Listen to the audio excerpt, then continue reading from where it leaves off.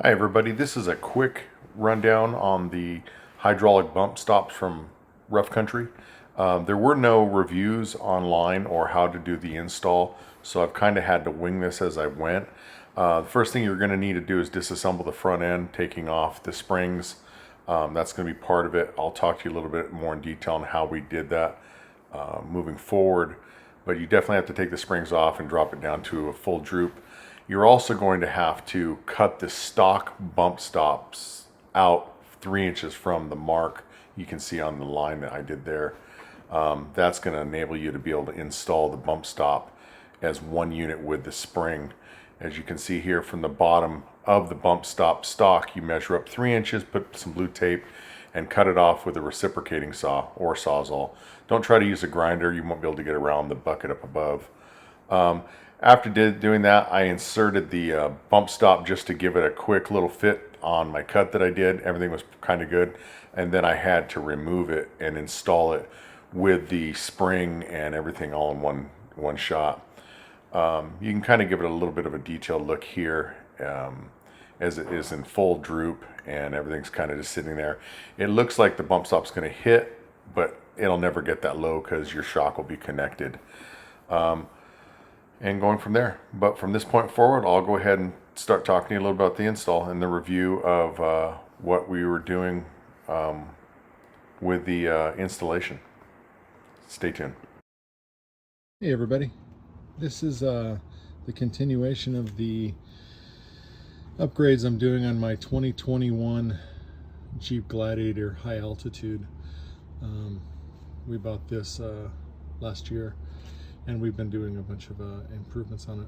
We added the 3.5 inch rough country lift with the Vertex shocks, and I know there's a lot of haters out there on rough country. This thing's been on for a year and we off-road quite a bit, and this has not failed once. Fully adjustable. Rough country has been nothing but helpful if I've had any questions on the install or anything. But the latest install is we put in hydraulic bump stops from rough country. Customer service with rough country has been phenomenal. The reason why is because on their website they have a few they show a real basic install. They show you, basically, if you don't know how to drop the springs already, you probably shouldn't be doing this, or learn how. But drop the springs out, and then you have to take and cut off the original bump stop. So from here to here is 3 inches. So they tell you measure up 3 inches, and with a sawzall make a nice straight cut across.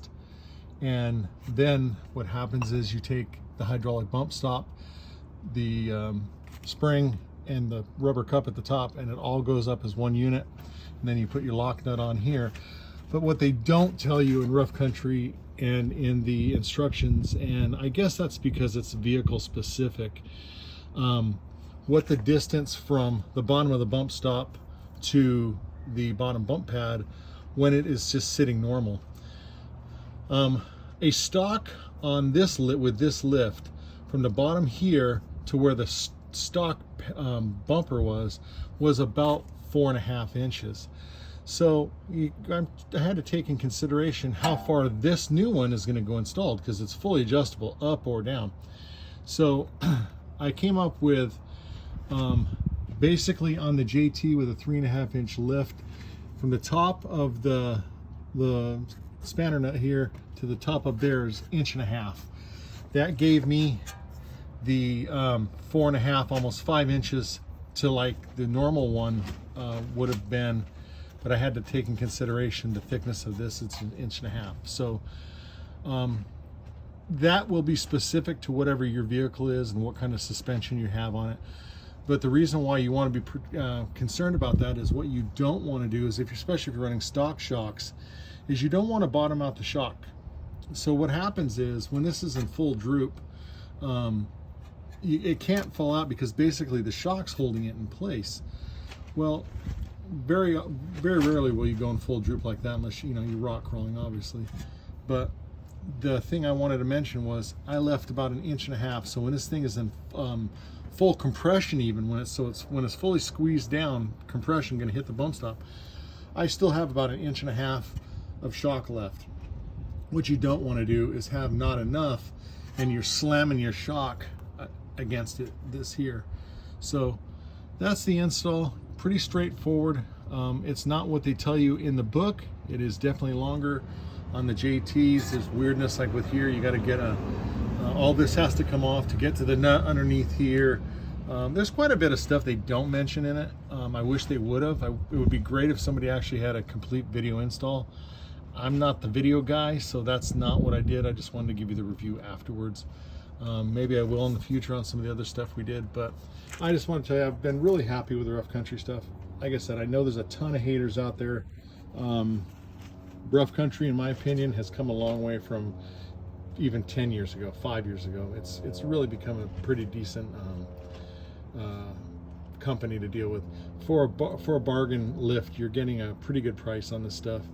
You know, if you do some, I know that they talk about stuff like on their bolts and stuff like that rust, and they have some rusting issues. If you purchase the vehicle stock and you're going to do the upgrades and you buy a rough country lift, take a few more minutes out and pre-coat some of these nuts and bolts or change them out.